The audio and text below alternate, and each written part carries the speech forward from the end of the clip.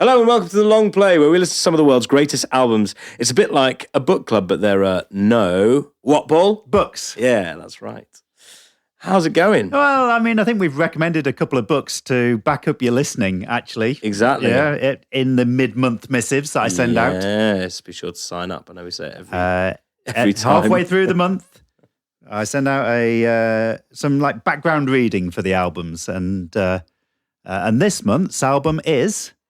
Born to Run, yes, by Bruce Springsteen, fondly known as The Boss. Absolutely.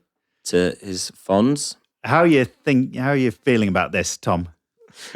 I'm really excited actually. I'm a big fan of The Boss. So yeah, I'm looking forward to it. How about you? I mean, less so. So, it is Springsteen's definitely one of those artists, and we've been through a few of them that I know are important and I don't have a handle on. So I'm hoping that this month's listening, gives me that kind of handle. I think I was just telling Tom before we came on air that my introduction to this album was actually the cover of Born to Run that Frankie Goes to Hollywood produced for Welcome to the Pleasure Dome. Did they cover the album or just the song? No, just the song. Oh, sure. Yeah. And what a song. It is a great song, and I loved the Frankie version. And of course, the Springsteen version is like the original. There's something authentic about it. And but that's the only song I knew from the album. Sure. Or only song I do know from the album. So yeah, I knew Backstreets and Thunder Road as well. Right. I think those are the only ones that I sort of knew specifically. But yeah, Springsteen's music was a lot of my upbringing. My dad was a big Bruce Springsteen fan, and it's quite tight for us. Yeah, it is. 43 mins? Oh no, 39 mins. 39 mins. Yeah, it was less. 8 tracks. Yeah. Just 8 tracks straight through. I think the final track's the longest, isn't it? I think, but.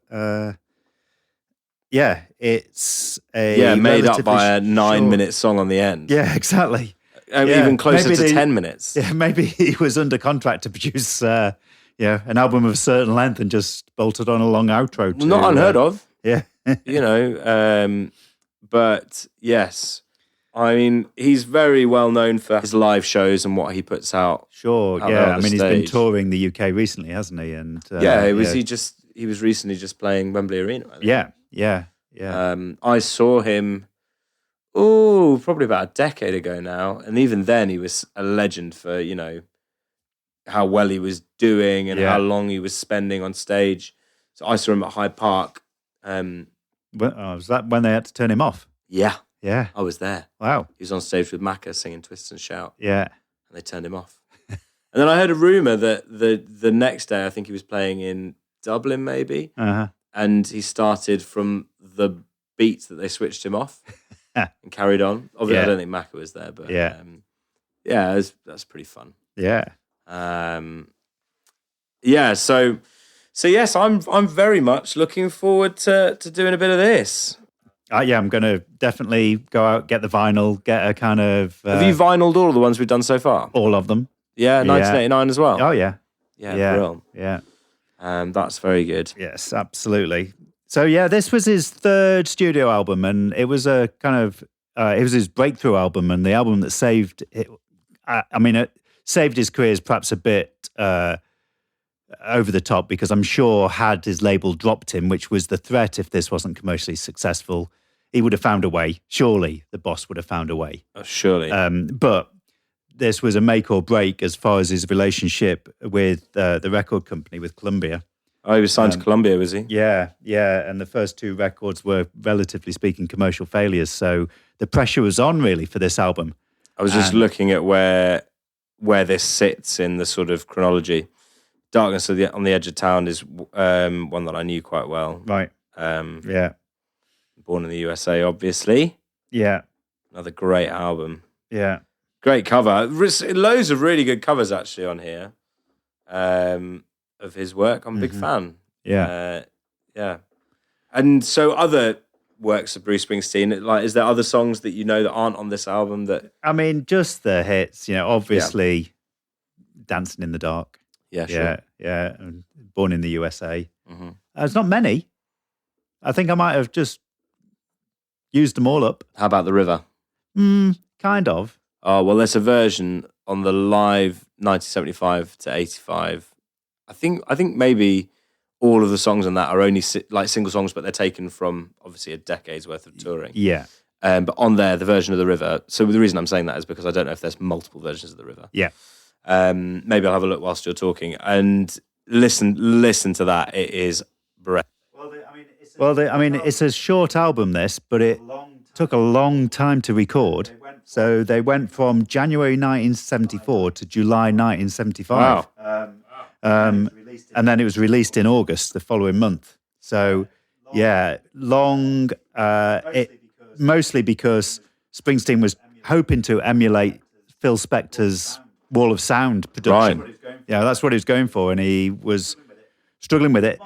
Remarkably, they spent 6 months on just the title track. Really? I mean, how'd you spend you'll know this, Tom. How'd you spend 6 months on a single track? Well, I could probably see it quite easily happening if, you lose your way with a track and you don't pick it up for 6 months. Sure.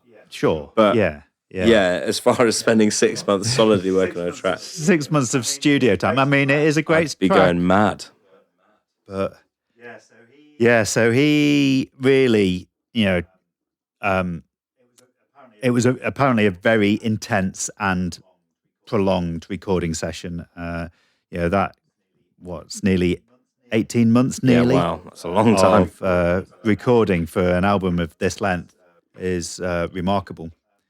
But it was the album that broke him as a commercially successful artist. First album? And it was Greetings from Asbury Park, New Jersey. And then the second was The Wild, the Innocent, and the E Street Shuffle. And then Born to Run. That's the pod dog. That is the pod dog who was making a big noise chewing on a chew, and he wasn't very happy that I was telling him to shut up. So Bruce Springsteen and the E Street Band live 1975 to 85. I think it's a 3-disc album. Uh-huh. And the first track on the third disc is the version of The River I think I'm talking about. So yeah, all the songs are only single versions, but they're all live from various different places. But that album opens with Thunder Road. Right.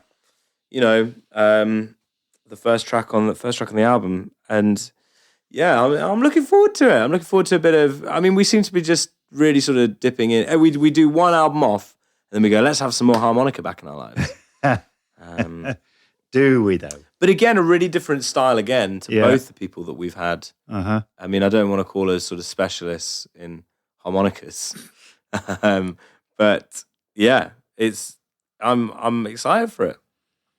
Well, once more around the our August album. Let's we'll be listening to it in the sun. Yes, Olympics are on, and that's filling our day to day at the moment. I don't know about you. Yeah, we're watching a lot of the Olympics, and we've had a little break. Normally, we try and record our. Don't want to let you into too many pod secrets, but we try and record the intro episode on the same day when we meet up to do a tie-up episode. But this time, it's been a bit of a lull, a bit of a break in between. Yeah. Edinburgh Fringe, etc., has kind of put a little bit of a break into it. But here we go, starting a fresh new album. You can find us on all the usual places. The Long Play Pod on Instagram. You can go to the website thelongplay.uk. Absolutely. I keep wanting to say the longplay.pod.